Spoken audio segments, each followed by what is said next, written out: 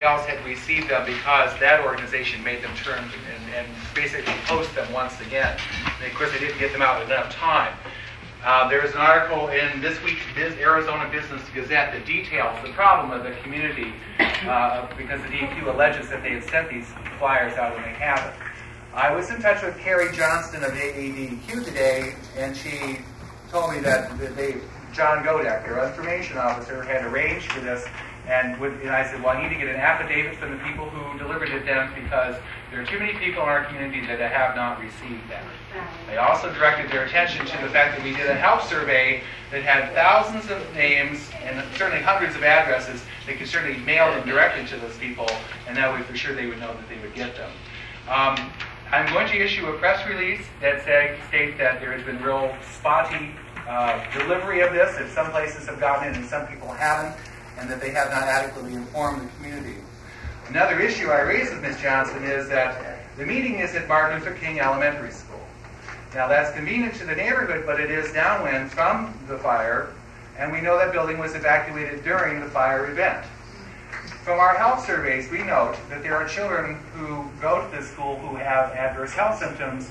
Their parents who live out, certainly don't live east of the fire site, who have children go there, say that they don't understand why their children are mysteriously ill.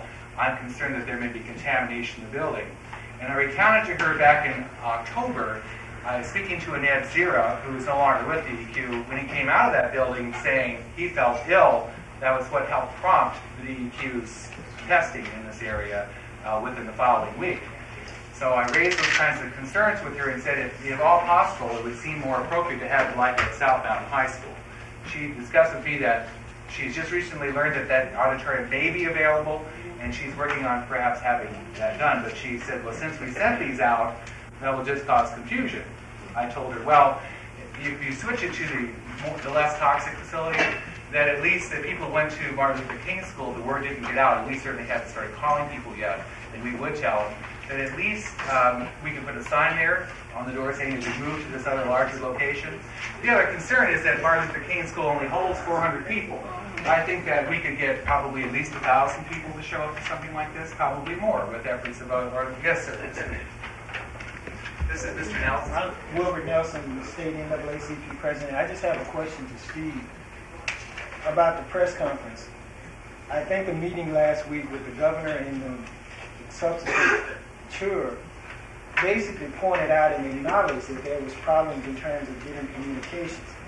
So help me understand why the press conference is rehashing the fact that there was gaps in communication when in fact we left that process acknowledging that there was facts or problems with communication, things could have been done, and that there is a concerted effort now to get people to clinics, to their doctors, and whatever else.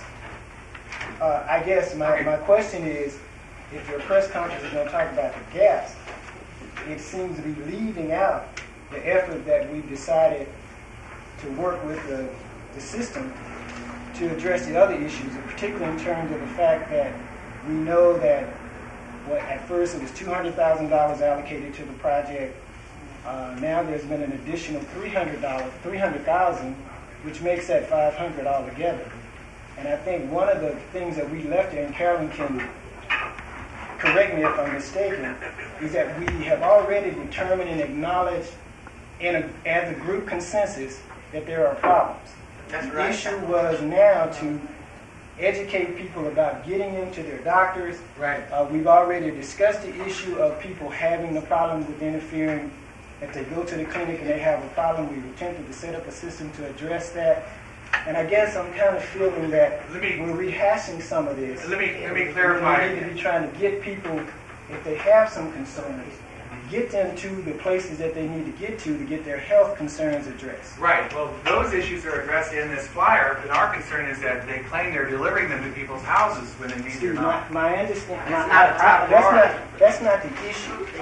I'm not concerned about flyers. We left there in concert saying that our goal as an organization, again, Ms. Campbell, correct me if I'm wrong, that we demanded that the governor come and tour the community, which he did. We also said, okay, now that you've done this, Governor, we want to know what's going to happen to eliminate the barriers of people who have problems. Remember, we also chastised the governor in the meeting about why the survey was cut off at the age of 18 and why kids were not being addressed. And again, I'm having a problem with, we seem to be stuck on little things like that when we've acknowledged that part of our goal and our responsibility at this point as a group is to, if the flyers was not delivered, we are to get those flyers using our various organizations in contact. But the issue is to get people in to get their health concerns addressed. Right. And I'm having a problem with you at this point wanting to say what DEQ didn't do. And I met with them today to reaffirm the fact that the NAACP has not backed off on the statement that it made regarding environmental racism, because until the health concerns of the community are addressed, until that site is properly cleaned up and everybody concerned has been addressed, then we will put whatever resources we have, state, local, and otherwise, to help and try and get people to the doctors and address some of those concerns. And I can't speak for anybody else, but I'm not going to spend a lot of time dealing with press conferences talking about the gaps in what DEQ didn't do when we have put ourselves in a position to hold them accountable. We have the director of the health department here tonight to reaffirm some of that. And that's what I think we need to be focusing on. And if I'm mistaken and I'm going the wrong path, then help me. Okay. No, you're absolutely right. But what Steve is saying, this gives everybody the information that's needed to be known. So we need to get these out to the people. And we don't have them as a group. It's the ADEQ who has them. But if we don't have them as a group, then we need to request them rather than continually issuing press conferences about what DEQ didn't do. If they don't give us to them, then I think that we got some other things, because the issue is, I guess I'm lost. Okay, let me clarify. All of us are lost, but Steve and Ms. Campbell. Let me clarify. Okay, my concern was that they claimed they had dropped these off at all the people in the neighborhood's houses. When I called people on my list, everyone I called had not received it. And there's a large number of people in here who have not received this on their door. DEQ keeps asserting that they have delivered them throughout this community, when indeed that is not the case. My concern is that, as I've seen them do this in other neighborhoods, let me clarify that. The Motorola neighborhood, the one closest to the 52nd Street facility, was the neighborhood that did not receive the notice of the public meetings that they were having there, and that had to do with federal Superfund stuff.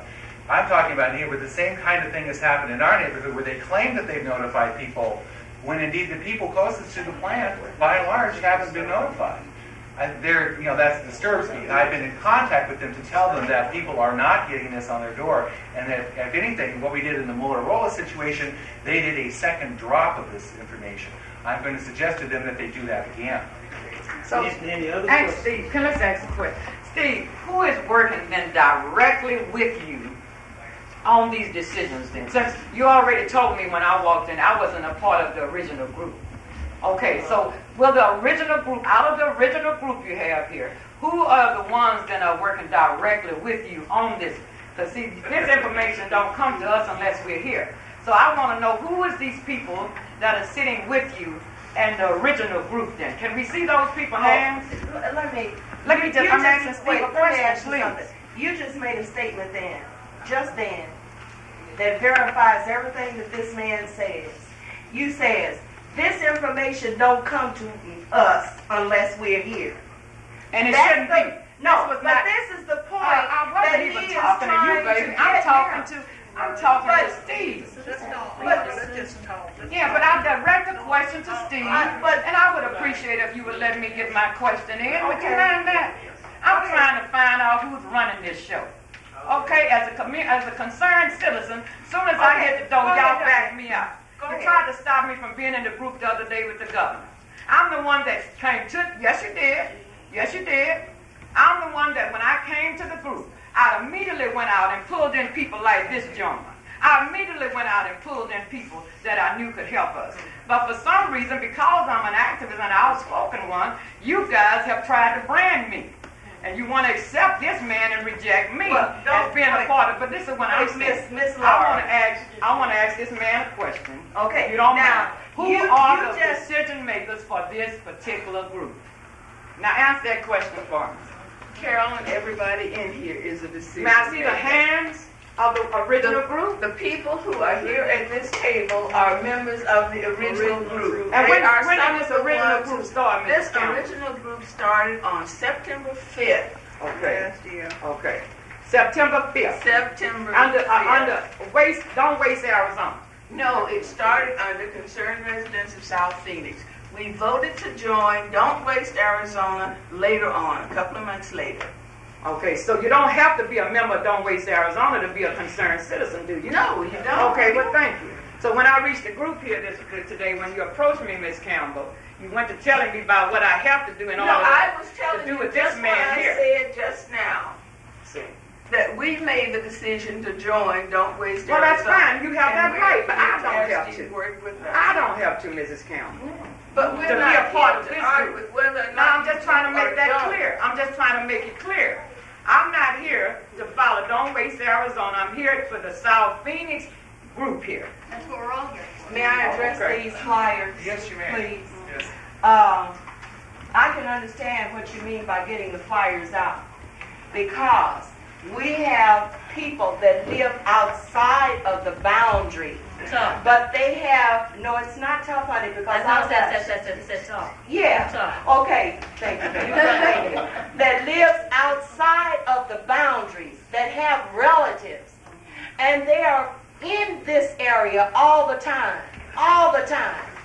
You see, these people have been affected also. So when I was in the governor's office, this is one of the issues that I tried to address, about letting all of South Phoenix be aware, or all of Maricopa County be aware that these kinds of toxic things were out here in this area, so that our loved ones that come in and out of here, if they have been exposed to it, that they can get the proper medical care that they need. Now, that's my issue and my point. Well, plus the people who work here and live Hey, elsewhere. you come in and out, baby. Right. You come in and out. This is what I'm talking about. These flyers need to be spread every place. May I add something? It's QE, what you call, been working with us ever since we started, right? Well, why are they just not sending out the flyers in August this year? This one? Right. We That just- you got not sending, and you had money to pay those to give them out. What happened to them? I haven't got a single thing on my bill. What happened to the money? Excuse me. The We just- DEQ. The DEQ handed me this one single copy the other Friday morning. The DEQ has sent these out allegedly to the community. Our concern is that not everyone has received one. You did not receive No, one, I did you? didn't. I called them to find out why it is that people who live near the plant have not received this on their door, as the DEQ claims that they have. That's where we lost it. See, they've been working with us ever since this happened. And they messing around, they get watermelon. And now you know what? It's August. Now they gonna say it's too old to do anything. That's what, I'm not. They're getting a lot of arguing. activity out of it. They not gonna give us a thing. Mr. Nelson?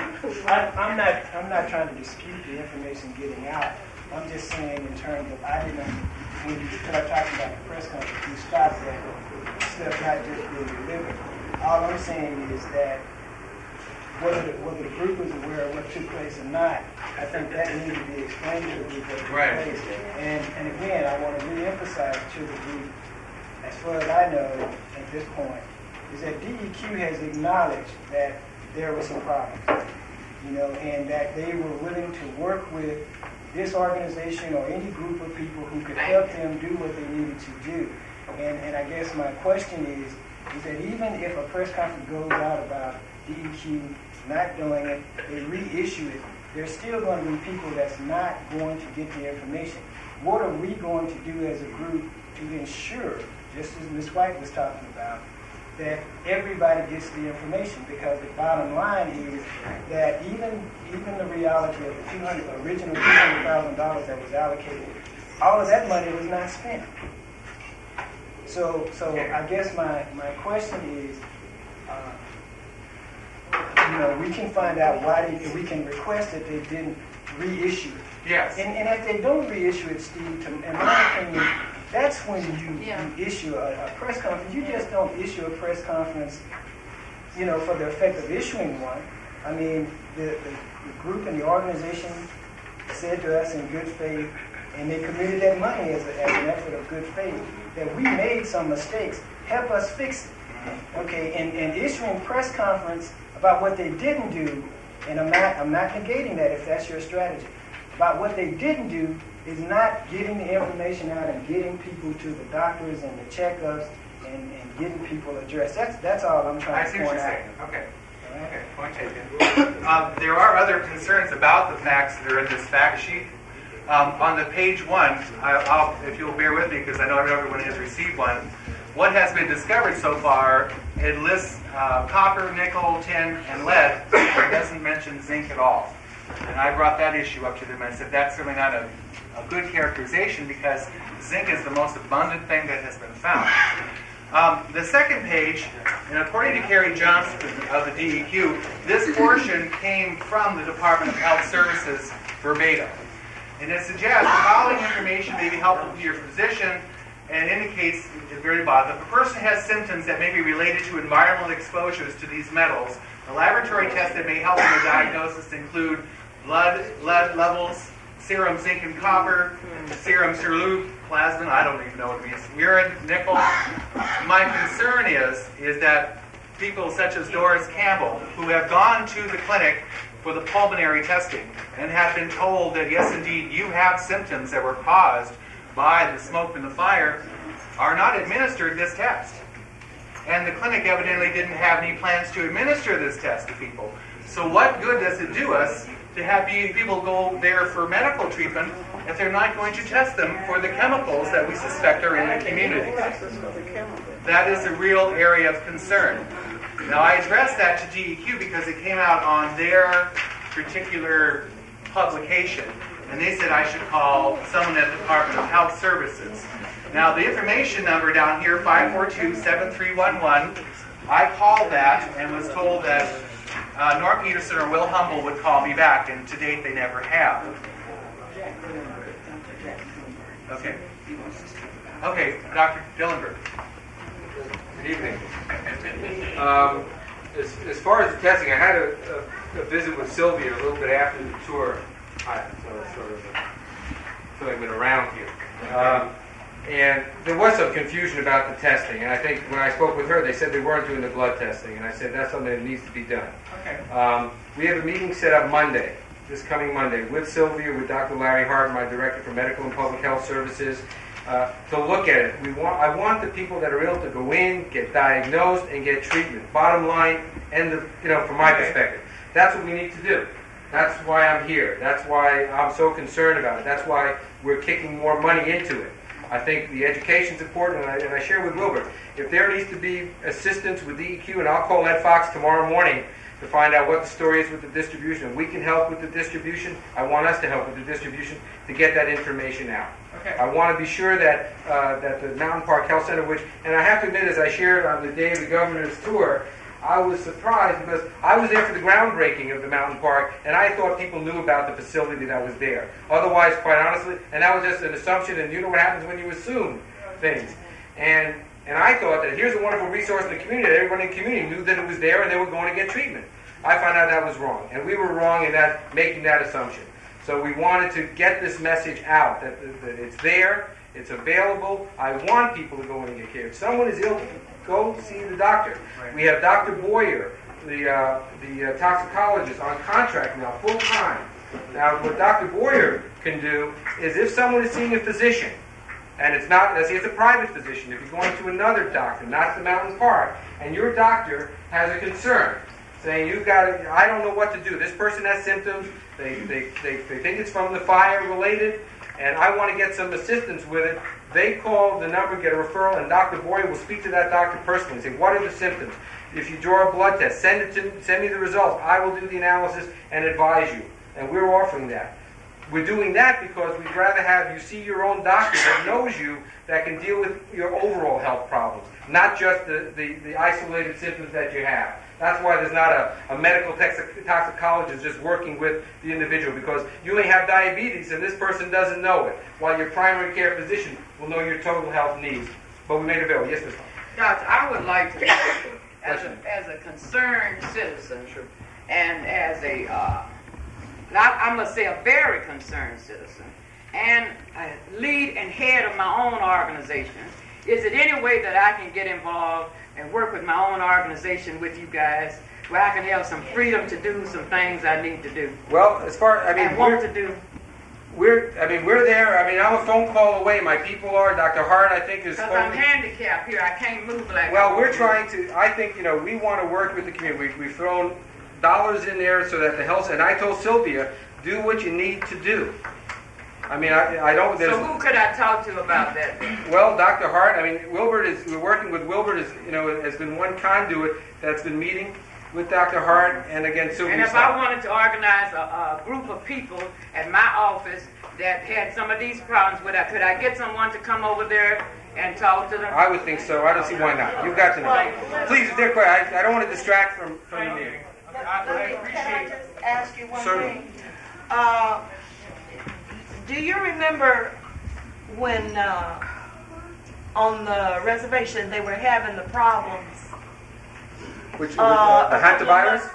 Yeah, that type of virus. Yes, I remember very well. Okay, almost all of Arizona knew about that. You know why? Well, hold up. I'll tell you why. Because there was like spots of advertisement, spots of be aware.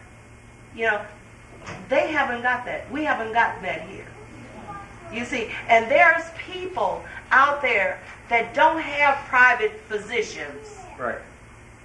No, They get a symptom, they might go over to Maricopa County Hospital if they get ill enough, or they might just lay there and just suffer, not knowing that they have been exposed to something and that there's a facility. This is still what I'm talking about. These flyers, you might get them all out, but then there's still people that may not get these flyers.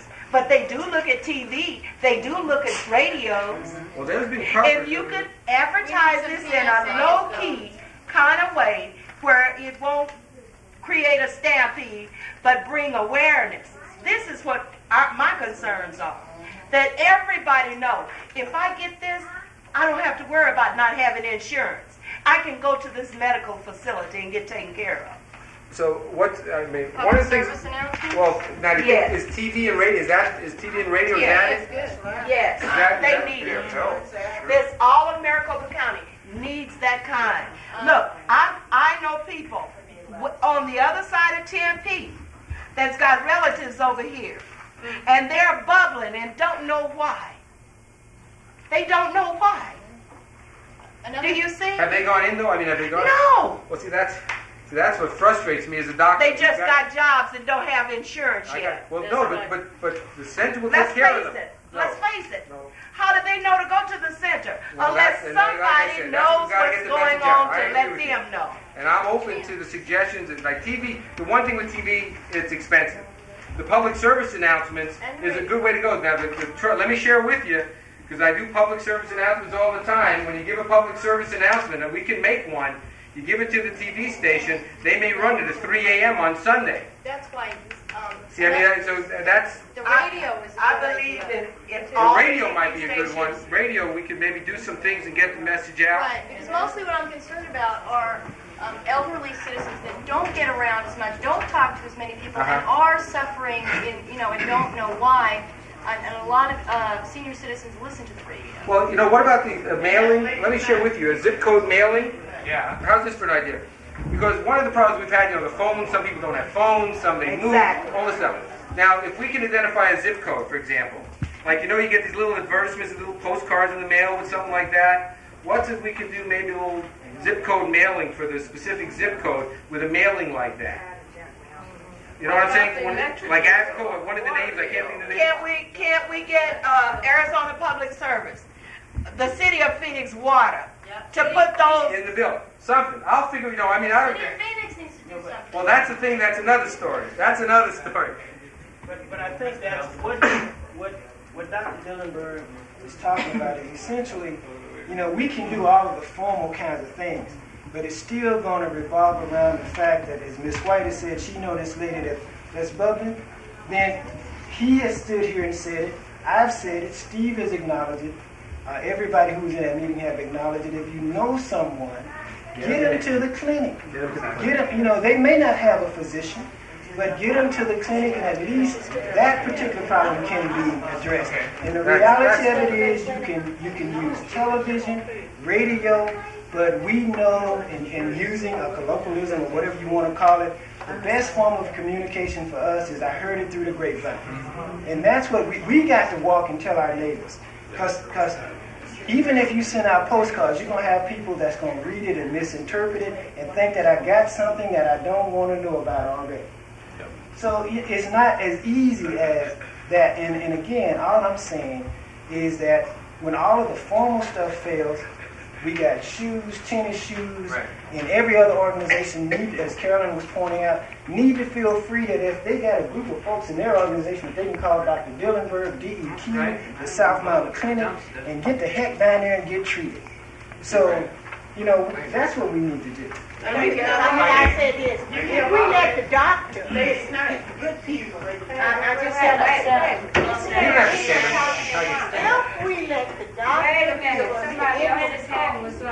give us the information that he has stood to give us without interrupting him with questions, let him complete the information for us, give us the places to go to, and then we ask questions. But you can track his idea when you break into what he's up here to tell us. We're missing the purpose if we don't get what he has here for us.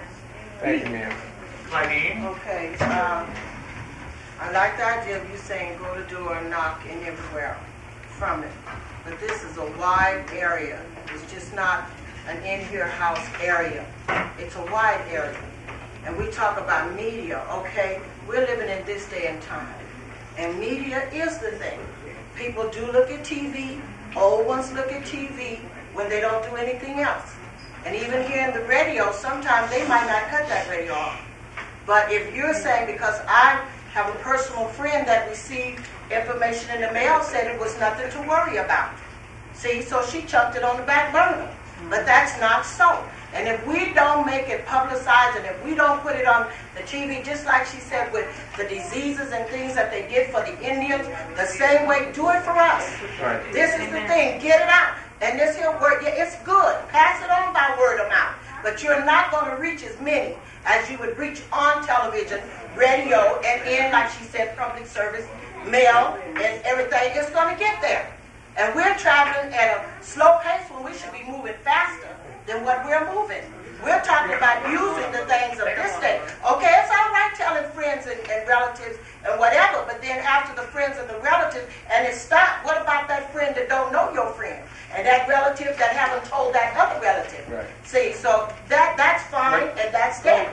But media is the thing. Let me share something with you, if I may. I'm sorry. One of the things I've learned, I've been in this public health business for a long time, and I've learned it, with smoking, with DWIs, with all sorts of things. I can tell people don't smoke, they're going to smoke. I can tell people you're sick, take an injection. I don't want an injection. I can tell, I think one of the things we have to tell the members of the community and make them aware that if they're not well, please come to the doctor. I think even though I could put it on TV, I could have billboards, I could have trucks going down the street with whatever the most righteous message is, but if these folks are going to have to come out of the door and go down and go to Mountain Park and do it. And I think so. We got to be realistic with each other. I want to get the message out. I want everybody that's ill to please go. There's no barrier relative to the dollars and cents. It's only that, but we got to motivate. I mean, it's not easy. Believe me. Like I said, and I know, for all of us. Some of it, we shouldn't eat as much chocolate as we eat, or we shouldn't do this or that. We know, but it's tough to do it. And I think, I want to do what we can to, one, communicate, get the message out, that the service is there and they should go get it. So I'll look at that, recognize too, TV, I got to use up a lot of dollars to get on the TV. I got to use a lot of But dollars you're saving a lot of lives. No. Well, that may be. You're saving a lot of lives. And then not only that, once you tell a person and they have all the facts, then it's their choice to use it or not. I agree with you. That's right. You've We're all done got what to you go, had to 20, do. exactly. Okay, sorry. I don't want to monopolize the time. I'm sorry. Okay, that's all right. I apologize. I can ramble a little bit. The thing I was going to say is that we have always had astonishing luck, or whatever it is, to get on the news with press releases. Perhaps DHS and CRSP could issue a joint press release, a public service announcement, if you have certain symptoms that you should be encouraged to seek medical attention at this facility. That ought to make the news anyway. Well, let's see what we can do. Let me put my head together here and see what we can do and see what the best strategy is. Let me talk to my health education folks that do the media campaigns and see what we can do. We got to do something because people aren't going in. That's the bottom line, and that bothers me. I mean, that's bothered me since the first time we sat down and talked. And I think we need to do a better job there. I can't change what's happened. I just want to make an improvement. First Ms. Jennings and this is Sorry. To coincide with what you had to say, mine was dealing with this. Just like they do for people who have a tragic death or whatever, or they cannot bear his business for a burial, that they do put it on the news at 10 o'clock during the newscast. And at the same time, I think that once that we have talk about, once that we are on the program itself, they have put us into that headline, maybe at the very beginning, maybe the second person, whatever, that we should, right after that, should go ahead and say that this sighting is such and such, and that you need to go here if you are in such and such area, that you need to go and be tested. That, I think, is free. It's right there. Well, I don't know, but we can check. I can certainly let me check because I know Clarence Scott and Channel 10 has been interested in the health reporting there. Folks are interested. Let's talk to them. I mean, you get the most news at night. Check Channel 5 and KTAR talk show. All that stuff. I won't say they don't want you to know. I can get on in the morning. KFYI in the morning. Anyway, I know I can get on with Hayward and Mike Dixon anytime, and maybe do a little and get on there and do something on that. And Miss Bonner lost her son. I don't know where you know. Okay, I'm sorry. I don't want to. Okay. This lady here had her hand up. My name is Karen Williams, and I serve on the board of Mountain Park. We haven't met yet, but I know that they do offer free medical service for people who do not have insurance. They also have a sliding scale in which the patient would pay according to what they're able to pay. They have a financial person available that you can talk to about that. But as the doctor said, do go there. Also, I know that Mountain Park puts out a newsletter, and they send it out by zip code, and it's supposed to reach all the residents in South Phoenix. Perhaps they could put something in the newsletter that would address specifically the Maybe the front page. May I ask a question? Where is that? Where is that? You said Monday. Please give us the designated place and the address to go. Mountain Park Health Center over on 3rd Street right. at Baseline. Baseline 635 East Baseline. Right across the Mountain Park. 635 East Baseline. Beautiful facility. Have all of you seen it? If you haven't, those of you who haven't been there, please. It's really a treasure. It's a wonderful resource for the community. It's a wonderful facility. You've been there the other. Isn't it? It's a wonderful facility. Wonderful doctors and nurses there. Okay. I'm out of here. I have the address, telephone number for Mountain Park. If any of you did not get the flyer, that was handed out. The internal letters, yes. Good. Thank you. I'd like to ask the doctor, well, anybody. Now, this service that, people go to the doctors and, get the service done. Now, we don't pay for that, right? Right. We have to pay for it? No. Not if we went in there the other day and got it straight, baby. You don't have to pay for it. No. Some folks are on access, so then access pays for it. Okay. Some people have their own insurance from the work, so the insurance will pay for it. Some people have income and not insurance, and so they ask the question, so they have a sliding scale. And there are some people that don't have money or not working or whatever, then they don't have to pay for it. So you've got the whole range of things. So depending on an individual, that's how they will work it out. Okay. I wanted to ask you a question. Yeah. The phone calls that we've been getting, in fact, I got one today, set an appointment for us to come in and be checked. Is that your? That's for the, yes, that's for the, I believe that's the screening, Dr. Armstead? Protocol. The protocol, that's the protocol. But, now that's for the protocol, but if someone calls and says, I'm coughing, or and I think it's from a symptom from the fire, you go in there and they'll take care of it. They'll treat.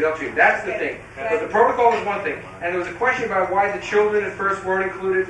And that was, I think, from my scientists that worked for me were telling me, that's because the children couldn't really do the pulmonary test. They found nationwide when you ask a child to do the breathing in the tube, they couldn't really do it. They didn't understand what needed to be done for the test, and that's why out of the protocol, that's why it was ruled out. Because they can't get accurate pulmonary testing on children. So that's why that happens. But if there's a kid that's got a symptom, bring him in. All right? We have a question. No, I hope so. And with the distribution, and I mean, if there are things we can do to help with the distribution, let me know, and I'll get back to what we're stuff, and we'll see what we can do on making some movie stars. Then we'll get our own TV show out. So what's your name? What is your name, Doctor? I'm not telling you. I'm Dr. Dillenberg. I got it. Nice to see you again. All right. Yes, ma'am. Hi, I'm Charlene with South Police County. We've been dealing with the government for a long time, and I'm not sure if you guys have presented any kind of printed information about what the symptoms are. But the only reason I'm asking is because a lot of times when you're in a minority neighborhood, no matter whether or not the government supplies medical care or not, sometimes they'll more or less turn certain symptoms away and say that, what are the boundaries? We have it. What are our boundaries as far as the symptoms? Because I also know that there are a few people like myself that come to this side of town, and I only get sick when I'm over here. So what I'm saying is, what is the zinc doing? What is the mercury doing? What are the symptoms of element of lead or whatever that's in that? One of the difficult things, and I got to share with you, part of the frustration of this is that not that there has with the ATSDR study, with the DEQ stuff, with our risk assessment, not having that scientific link between the increased level of the metals and illness. I wish it would jump out as some clear kind of cause and effect thing, and it hasn't. And that's what's frustrating. And even irrespective of that, I'm saying we've got sick people, let's get them well. But the science on the studies that have been done now, they demonstrate an elevated level, but that elevated level has not been shown to be linked to any symptom. And that's frustrating me. I'm a public health guy, I'm not an environmental scientist. Well, I know Ms. Campbell had some maps the other day of all the study areas that they're going to be more or less getting into these homes and water and different other things that they're going to be studying pretty soon. What, let's see, how can I say this? Such as a person like me coming down to visit, like Heidi even, she only comes to the meetings every 2 weeks because every time she leaves from down there, she gets sick too. What type of coverage or what type of money are you guys going to be putting into the community as far as making sure that we're all sane and we're all going to be taken care of? I mean, as far as compensating for the death, and you can't bring a person back to life, but the illnesses that are happening right now are such on a vast level. As a matter of fact, I think it's even further than the borderline that we have in this area.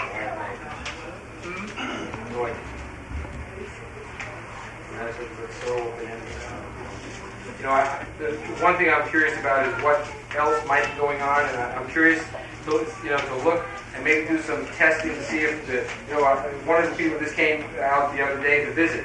If someone mentioned one of the families, I was in the home, the two houses with Ms. Hankins and Mr. Rowe. Shaw. Sorry. And commenting that they find the symptoms get more intense with humidity and heat, and that got me thinking of spores and pollen. Other things might be going on, and those are. We were only looking at metals.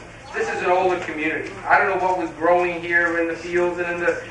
One of the things we know with up in the reservation, we're seeing weeds, for example, now that haven't grown in 14 years because of the increased rain. A variety of things have happened. So I want to do some, we spoke about it, we haven't set it up yet, some testing of just, are there different spores and things going on in the community that are growing out of the wheat, things that are just there, that people are having reactions to. that haven't been here in 13, 15 years. So when we do go to the hospitals, do we more or less just, are you keeping a listing of all the people saying that they got this illness because they feel like it's in this toxic QPC class that happened in August 92? Yeah. No. One thing, But they are. I believe, when they go in there, the clinic is. The clinic One is. other thing, doctor? Yes. The county, the letter to the county from QPC indicated they believe that 80% of the smoke was caused by burning fiberglass and plastics. Now, we've gotten some information from NIOSH on fiberglass, and there could be a link between fiberglass particles and the illnesses, respiratory problems. We're not experts either, but that has never been tested for, and of course, you weren't in charge of the testing, he was in charge of the testing, but it kind of begs the issue. If the majority would burn as plastics and fiberglass, that should be something that should be looked for, I think. Just common sense would tell me that.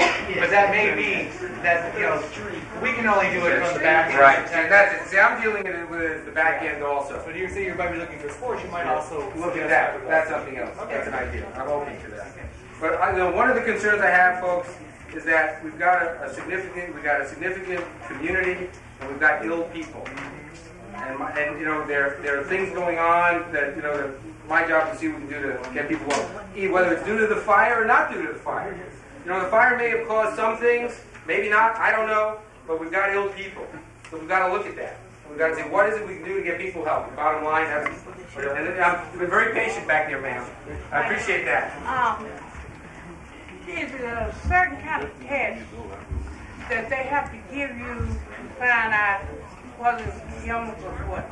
Because after I got ill, I've been going to my own private doctor, which they'll take me blood tests, x-rays, and he come up, he don't know nothing, and I'm still sick. May I suggest that you have your doctor call the number on the flyer to speak to Dr. Boyer, B-O-Y-E-R. Dr. Boyer is the toxicologist that I'm paying a lot of money to be available to talk to your doctor, and your doctor talk to Dr. Boyer, and she can answer his questions or her questions, and review the test, look at the records, and see if there's any link there. Please do that. There's no charge. The things that happened to me, I've never had it happen Well, that's what I'm saying. all my life. And I'm not a toxicologist. Bear with me. So, but please, we make that available, and that's exactly what we want to have. That your doctor that's done some tests may not know, what the toxic is, but we have Dr. Boyer who's nationally recognized. And she's right I here. went to the Old South Mountain Monday. They're taking some more tests. Now, I don't know whether they can find anything. Let's make sure they call Dr. Boyer, please, and there's no charge. All right, Okay, well, we can refer to call 230-5858. That's for Norm Peterson. And Norm Peterson will take the name, your name, or your doctor's name. Again, 230-5858. Norm Peterson. 230-5858. Or his secretary. So you're calling because you want a referral to Dr. Boyer. B-O-Y-E-R. All right? They'll take your name and number, they'll give it to Dr. Boyer, and Dr. Boyer will call your doctor and say, Dr. Smith, this is what I need, and I'll be able to help. What's your question? Who's the patient? And start providing information. Good. Okay, Doc, I have a good question. They're all good questions. All right, this Daddy is told me that. all right. This There is no such thing as a bad question. all right. This question is super good. We had some tire fires happen in the city of Phoenix, west of here, and I'm quite sure I was out on patrol at that time, and all the smoke was heading in this area. Okay, would this have an effect on these people too, combined with the QPC? I don't know.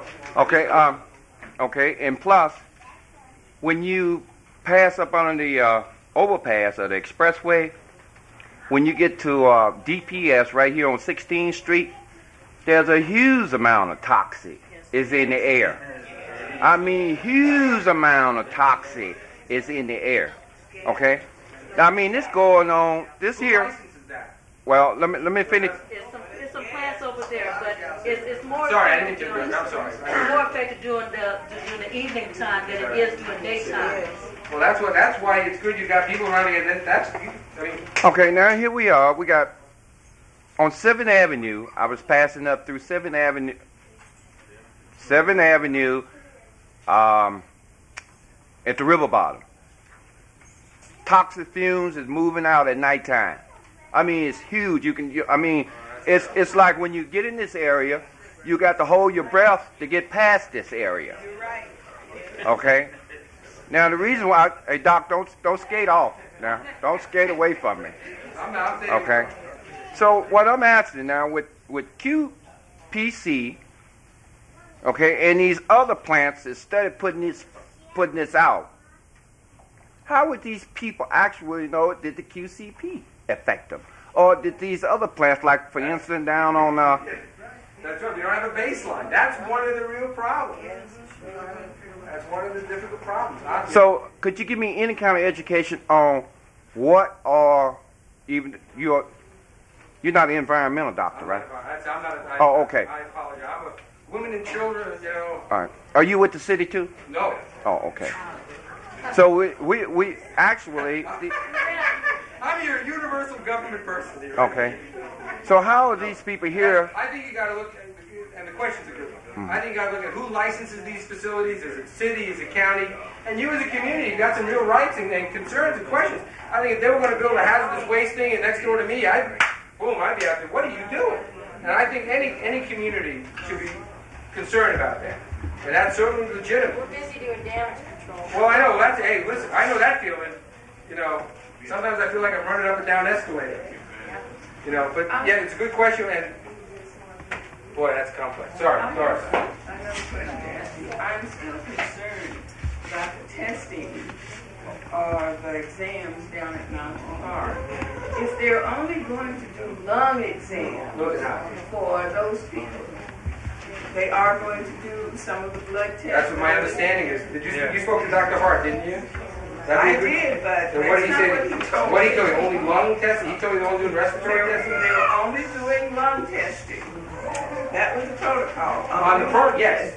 But if someone has the symptoms, if someone is ill, and they don't find anything with the respiratory testing, they've got to do more. I mean, I'll talk to him tomorrow. That's not going to. If someone doesn't have respiratory symptoms, they've got to do more than respiratory testing. That's the way. That's to draw a correlation. Yeah, I mean that does. He said they're only going to do respiratory testing. That's what I was told. They're only going to do the respiratory testing. And how are they going to relate the respiratory? Is Wilbur here? Is Wilbur still here? Probably got tired. He might be. Because he's going to be there. You're going to be there Monday? Or you're meeting with Monday with Dr. Hart? No, I'll be there. Are you going to be there? Okay, can you raise that question? I'm going to see. I'm going to be in Flagstaff tomorrow, so I may not even see him. But see, if they're not respiratory symptoms, I'll be curious, and I'll try to track him down tomorrow to find out about that. I know that I'll get right to you. I know that the respiratory testing is part of the protocol. And that's... Well, for me, it's not enough. No, that's why I got some questions. That's the only thing they included in the protocol. Yeah. But now these other people, I'm going to my doctor for the other test. Yes. But these other people don't have doctors. Okay. And if they only get the lung testing again, where they're going to get the blood testing, where they can relate what's in their bodies. Right. No, I got you. Ms. Williams, do you have any idea on that? Do you know any information about that? No, I don't. As a matter of fact, I didn't get information about Let's find out. I'll ask questions. Because, and again, I mean, that's why we're kicking money into the equation, and if it's the cost of the blood test. Wait a minute, that's what I exactly want to ask you. I was tested for heavy metals by ASU at the health facility there because I came down sick after spending time down there. And I was given apparently a 24-hour urine test where it's a big ordeal. And then the blood test did not consist of a blood test, but for each metal, a vial was taken for each metal. So, this is going to be extensive with each person. And as far as my doctor was concerned at ASU, that's what's necessary to test Well, that's what this we got to type find of thing. out. Well, see, what I'm hearing is that they're only doing the respiratory testing now, and I thought they were going to do blood testing if someone had it. I know there was some confusion. I know there was confusion because when I saw Sylvia when the governor's visit, she said to me, "We're not doing blood testing," and I was surprised. Blood's not even good enough. It's a 24-hour urine. Urine. Well, so we need to Well, do there's some. a urine test. There's a urine test is part of the That's one protocol. the part. But I think Is it a 24-hour I'm mental sorry, urine I don't know. test? But I think we need to find that out. You know, I'm not aware of what the testing is. I'll try to find out, but again, It I'm going to seems play awful tomorrow. strange after almost a year that we seem to be not know anything. You know, I'm just saying, I'm not trying to, I'm just No. saying, it seems like Again, to I me, can't. I wish I could change the past. if it's been a year, when did they say it's been be a year? They've been on this since September. Well, And October, why the first test in are October. we something still November. out here with all these answers, no answers? That's why I bust into the meeting with the governor the other day because I wanted to know for myself. See what I'm saying? What's going on? The frustration. Not that I don't trust any of you people, which I don't. I wanted to know. See what I'm saying? Curious minds want to know. Because I have people calling my office constantly to get help. And I want to know where can I go to with my people. It's, Apparently I can't come here with them. And I agree. Part of that frustration again is something that is not linking. We haven't been able to link it. As much as we anecdotally or whatever think that this caused that. Just for example, up on the Four Corners, we were able, once we found out it was a hantavirus that was causing this, we were able to say, okay, we know this cause. We were able to, it sure made it a lot simpler. But what the tests are showing, I mean, that's what's baffling me. That's what's Something's frustrating for wrong me. somewhere. You can That I can't say that here's the cause, here's an effect. That bridge has not been made, and that's believe me, that's what's making it difficult because all along there was, and then all of a sudden when now that I've come involved in it from the health department, because we're the health people, not the VEQ, not the testing and the this and that. I'm saying we got sick people. We got to get sick people well. Bottom line, it doesn't matter. Quite honestly, it doesn't matter to me whether it was the fire or this or that. We got people that are sick. Let's find out what's causing the sickness. And if it takes a certain test to find out the causes, it will do the test. I mean, that's what, it doesn't matter to me whether it was eating peanut butter sandwiches down the street or whether it's the sport. Let's find out what's causing it. That's right. I apologize. I wish we could have this cause and effect. It sure made my life easier with the hantavirus and the tragedy that's up in the Four Corners. Because people feel more comfortable when they know this is caused by that. And though, you know what I mean? And we just scientifically haven't been able to have that bridge. I just wanted to say, because Sylvia said she's had more or less thorough testing of all the different labs, right? I haven't gotten them back yet. Okay. The only thing that has come back is lead. First of all, there's nowhere to send them in Arizona. They have to send them to Southern California to some lab, and they have to sit there for a few weeks, and then it takes another 6 weeks. So it's been about 8 weeks now, and they still have only gotten the lead. The lead is what people are used to testing for. So the lead came back right away, and it came back negative. But I was in Bettina Gurdon's house underneath that cooler where the zinc levels were 83,000 units. Okay, now what I'm saying is, too, since you went to ASU is getting a whole lot of money now for their medical division, okay? This is just the health center there. This is my health insurance. What I'm saying is what we need to do is maybe take 25 people and do that thorough testing, and no matter how much money it takes, find out what the results are, See, I and was we'll get a covered. basis for what's going on. Didn't cost me any. After a few days, when I was on IVs, the doctor said, "All right, give me that sheet with all the chemicals on it because we can't figure out what's wrong with you." And so far, like I said, the lead level is the only thing, and it doesn't show anything yet. So I'm still waiting. It's been 8 weeks since the test went. And it's going to be the same thing here because it's the only place to send them. That was my question. How long will it take if we're going? It is a death thing, anyways. How long will it take for us if we get even Washington D.C. to come here? How long will it take? Will it take a week or whatever to go ahead and give us a diagnosis once we have the test done? I don't know. I just don't know the science. I don't know. The only place to send these things is like As long as we let them take time. That's how much time. I don't know. I just don't know. How much time you let them have. See, again, and what I think, again, it goes back to everybody was sort of waiting for this cause and effect link to be established. You know what I mean? And I know that's led to the frustration. I mean, everybody. I mean, even the guys working at DQ and working for me. Can you test anything after 8 weeks with services up? You freeze it or whatever? I would think so. If there's stuff, if there's ongoing stuff, you know, the things I've read about the fire that the initially the people thought that there was a reaction to the smoke. The question is now, is there any chronic, ongoing, and that would be present. One would know. And I don't know the time on how long it is. I just don't know the answer. I'll try to find that out for you. Thank you. Is there a location where all the information is going? Like some people are going to different doctors. Well, Norm Peterson, that 230-5858, that's from our agency. That's what we sort of fund, is our point of contact. You know, through there. What's that? He's in my 7-8. Well, we just moved his division. He's up. He's in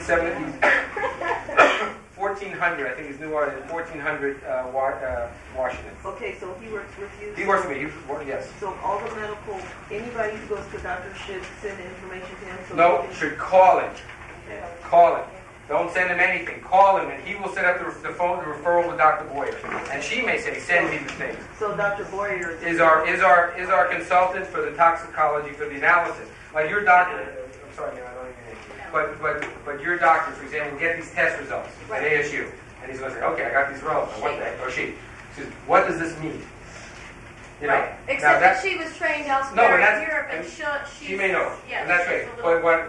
But she can call Dr. Boyer and say, "Dr. Boyer, I've got these results.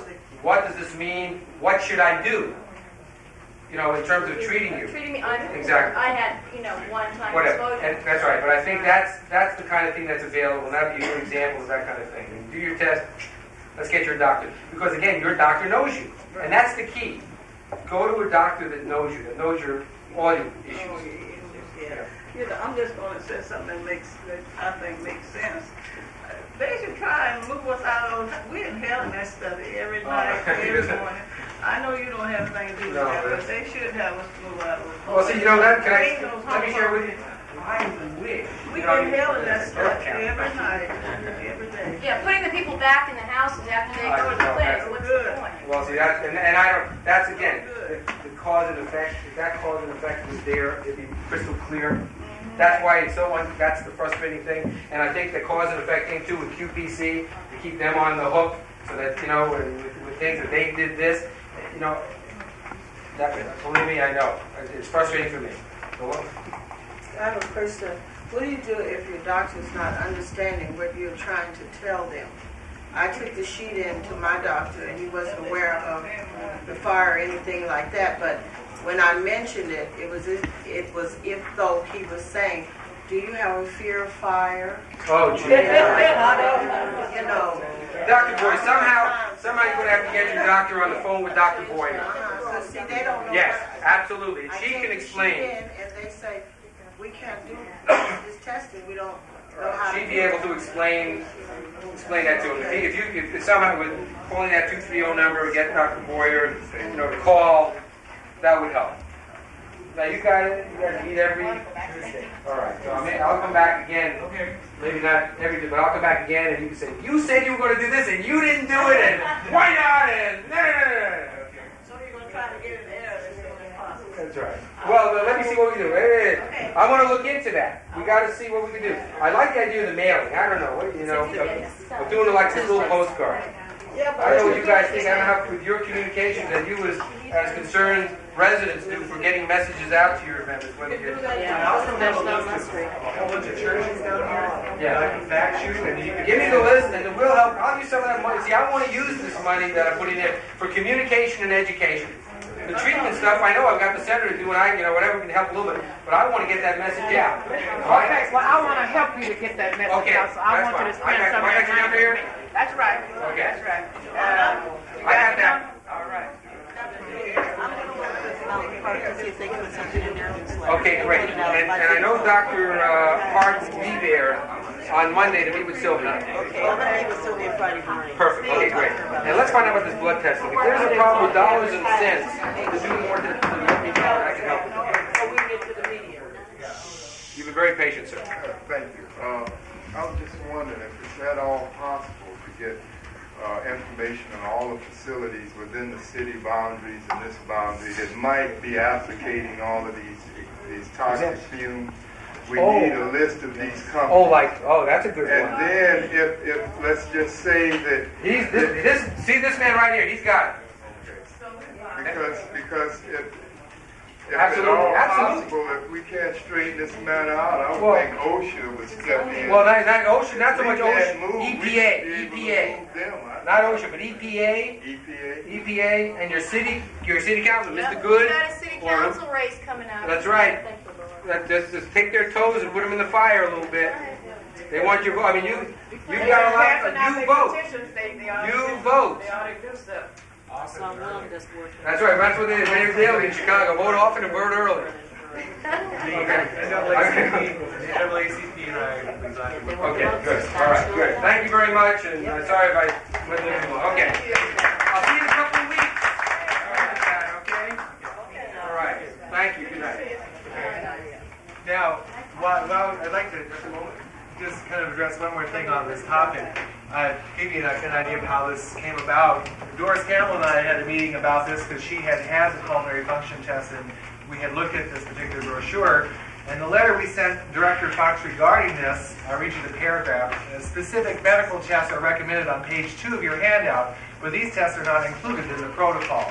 When people go to the Mountain Park Clinic for testing under the protocol, they are not administered these tests even when the doctor assures them that their symptoms are a consequence of the fire.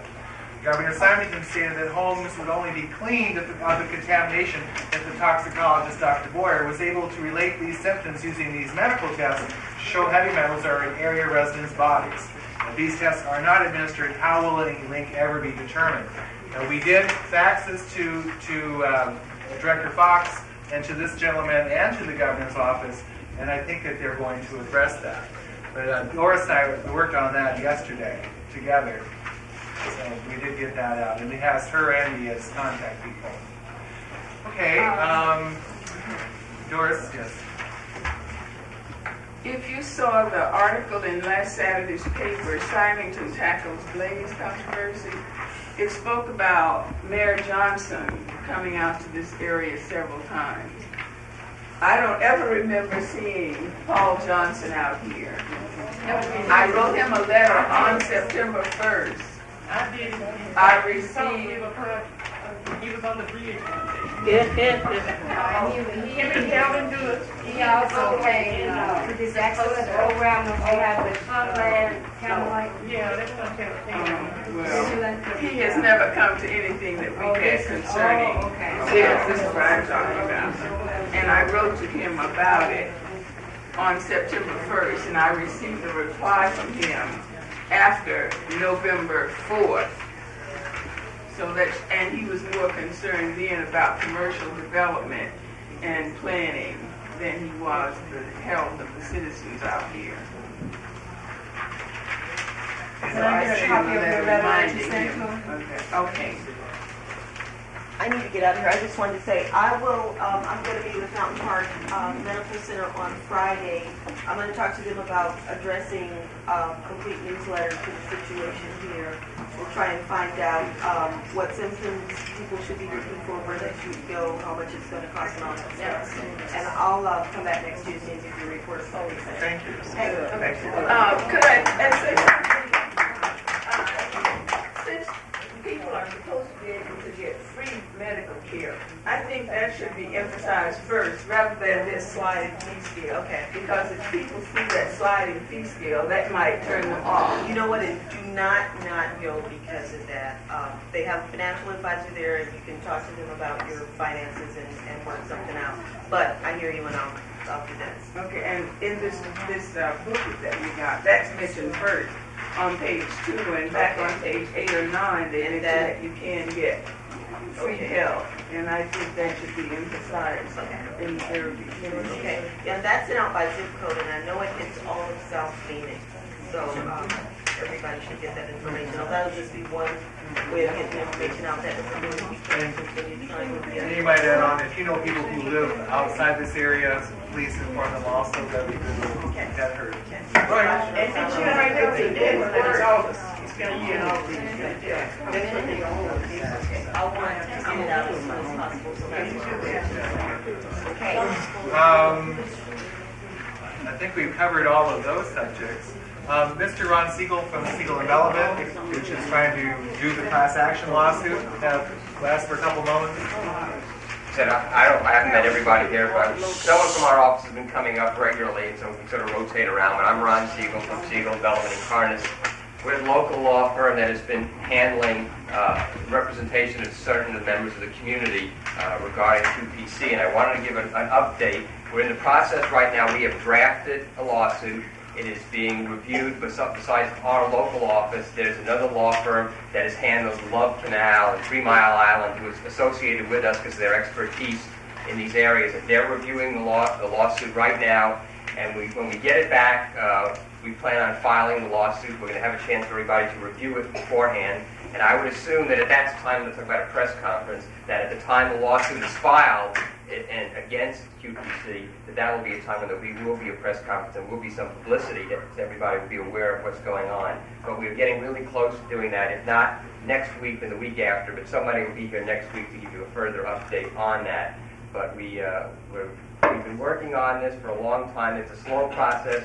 We have to go into all the details. We've sent out, questionnaires to everybody who's signed up with us. If people have filled this out and they have them with them, they need to return it to me. If not tonight, next Tuesday, somebody will be here. If anybody wants to get one of these to become a member of the class, I have empty blank forms that you can take with you and fill them out and bring them back. Any Tuesday meeting, somebody from our office will be here.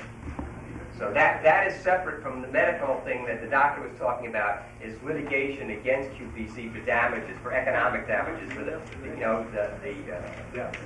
monetary compensation for the illnesses, for economic loss, for medical monitoring, for future medical expenses. This is all going to be part of a lawsuit that will be filed before the 1-year anniversary of the fire. Before August 31st. Yes, it will be filed before then. It's about time. I would say we apologize for the length of time, but as you can understand, it's a very complex issue, and we want to make sure that we file it right and name the right people and name all the right claims. And I can tell you one of the other things that we have been looking at is, as people have been filling these out, we are going to, as a class action lawsuit, that means while everybody is included, just certain people are named as the plaintiff, and we're trying to pick out the people who we want to name as the plaintiffs. The best cases we want to name as the plaintiffs in the lawsuit. So that's why the more of these we get, we can go over them. That's what we've been doing for the past couple of months, going over these to try and pick which people should be named in the lawsuit. How many do you have so far? To be honest with you, I've been away for a couple of weeks. I don't know. Steve may have some idea. It was 120 about 2 months ago. Yeah, it was over 100, but I don't know what's happened the last few weeks as to how many more people. So I can't tell you exactly. Bring that information to us at the next meeting? Oh, certainly. Yeah, I'll just tell the next person to come when they come up next week. It'll be rotate around to give an update as to exactly how many people. I was away. I just got back yesterday, and I was the only person who was available to come up today, so I haven't had a chance to review anything that's gone on with it. And even before then, if you could give us the names, if it keep increasing or whatever, we appreciate that as well. And thank you for that. Thank you. Another area of concern that I wanted to raise, and it has to do with this flyer that's gone out. And I'll read you the memo I wrote to Ed Fox, the portion that deals with this concern. The publication states on page 9, quote, ADEQ continues to recommend that residents concerned about possible contamination change their cooler pads, clean their cooler ducts, scrub interior walls, and vacuum carpets thoroughly. The risk assessments prepared by ATSCR and ADHS are based on an assumption that the metals and chemicals in people's air ducts, although detected at abnormally high levels, don't pose a serious health hazard because it is unlikely they will find their way into people's living areas, except perhaps in a gradual erosion process. Now, when ADEQ continues to recommend that people clean their cooler ducts, what does that do to the risk assessment's assumptions? The risk assessment said that what's in people's cooler ducts is a hazardous level of metals. They said, but this isn't a problem because it isn't going to get into your living areas. Well, if people go and clean their air ducts, there they are standing in front of their air duct, cleaning this stuff isn't going to come right in their face. Okay? Why aren't specific instructions issued? How is it that people are supposed to do this cleaning? A regular vacuum cleaner falls well short of being capable of reaching into the inner areas of the ductwork, much less up into the cooler air.